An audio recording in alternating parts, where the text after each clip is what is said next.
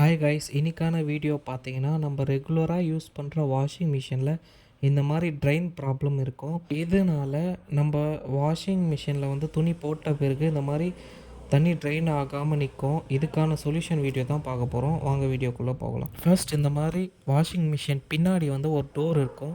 அந்த டோரில் வந்து 2 ஸ்க்ரூ இருக்கும். அந்த 2 ஸ்க்ரூ வந்து ஃபஸ்ட்டு ரிமூவ் பண்ணிக்கலாம். ஸ்க்ரூ ரிமூவ் பண்ணிட்ட பிறகு டோர் மட்டும் நம்ம வந்து தனியாக கழட்ட போகிறோம். ஸோ இது வந்து ஜஸ்ட் மேலே வந்து புஷ் பண்ணிங்கன்னா போதும், டோர் வந்து கொஞ்சம் இந்த மாதிரி ரிலீஸ் ஆகும். நெக்ஸ்ட்டு நீங்கள் வந்து பொறுமையாக டோரை வந்து ஓப்பன் பண்ணிக்கோங்க. இப்போ டோர் வந்து மேலே பக்கமாக இப்படி ஜஸ்ட் கொஞ்சம் இழுத்தா போதும், வந்துடும். வந்துட்ட பிறகு நம்ம வாஷிங் மிஷின் அந்த ட்ரெயின் பார்த்திங்கன்னா அதை ஆனில் வச்சுக்கோங்க. ஆனில் வச்சுட்ட பிறகு வந்து அது கீழே வர பழுப்பு தான் அது வந்து ட்ரெயின் வாட்டர் பைப். இப்போ பார்த்தீங்கன்னா இந்த வீடியோ நான் ஜூம் பண்ணுறேன் பாருங்கள், தண்ணி வந்து அடைச்சின்னு இருக்குது, அங்கேயே தெரியும் உங்கள் வாட்டர் இருக்குது. ஜஸ்ட் இதுக்கு நம்ம என்ன சொல்யூஷன் பண்ணுறோன்னா, இதை ரிமூவ் பண்ணுங்கள்.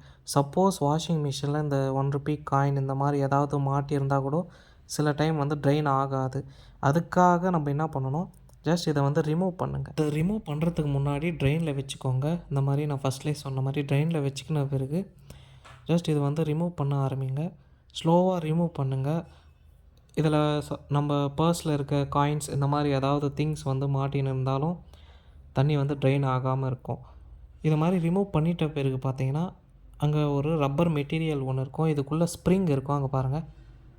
ஜஸ்ட் பார்த்தீங்கனாலே தெரியும், அதில் இருக்க வாட்டர் வந்து ஃபுல்லாக ரிமூவ் ஆகிட்டு ட்ரெயின்லேருந்து வெளியே போகுது. வீடியோவில் பார்த்தாலே தெரியும் உங்களுக்கு. சப்போஸ் உங்களதில் வந்து காயின்ஸ் ஏதாச்சும் இருந்தாலும் இந்த மாதிரி வந்து அதில் காமிச்சிடும். இப்போ வாட்டர் ஃபுல்லாக வந்து ட்ரெயின் ஆகிடுச்சு. இப்போ எங்கள் வாஷிங் மிஷினில் என்ன ப்ராப்ளம்னா சொல்கிறேன் பாருங்கள். அதுக்கு முன்னாடி உங்களது ஏதாவது காயின் இந்த மாதிரி ஏதாவது மாட்டிருந்தால் ஜஸ்ட் இது வந்து ஒரு ஸ்டெப் பண்ணாலே அது வந்து ரிமூவ் ஆகிடும், காயினெல்லாம் எடுத்துடலாம். நெக்ஸ்ட்டு பார்த்தீங்கன்னா இப்போ எங்கள் வாஷிங் மிஷினில் இருக்கிற ப்ராப்ளம் சொல்கிறேன். இப்போ எங்கள் வாஷிங் மிஷினில் காயினெல்லாம் எதுவும் அடைப்பில்லை, இருந்தும் ஏன் வந்து தண்ணி வந்து பிளாக் ஆகுதுன்னா, நம்ம ட்ரெயின் பண்ணுறதுக்கு நம்ம யூஸ் பண்ணுற அந்த ஸ்விட்ச் மாதிரி இருக்கும் பார்த்தீங்களா, அது வந்து உடஞ்சிட்ருக்கு. அது உடஞ்சதுனால அதை நல்லா போய் அங்கே உட்காராமல் அது வந்து இந்த பாருங்கள், இது நல்லா உடஞ்சிட்ருக்கு. இன்சைடு உடஞ்சதுனால இது நல்லா போய் அங்கே ஃபிட் ஆகாமல் அது சும்மாவே அது ரொட்டேட் ஆகுது.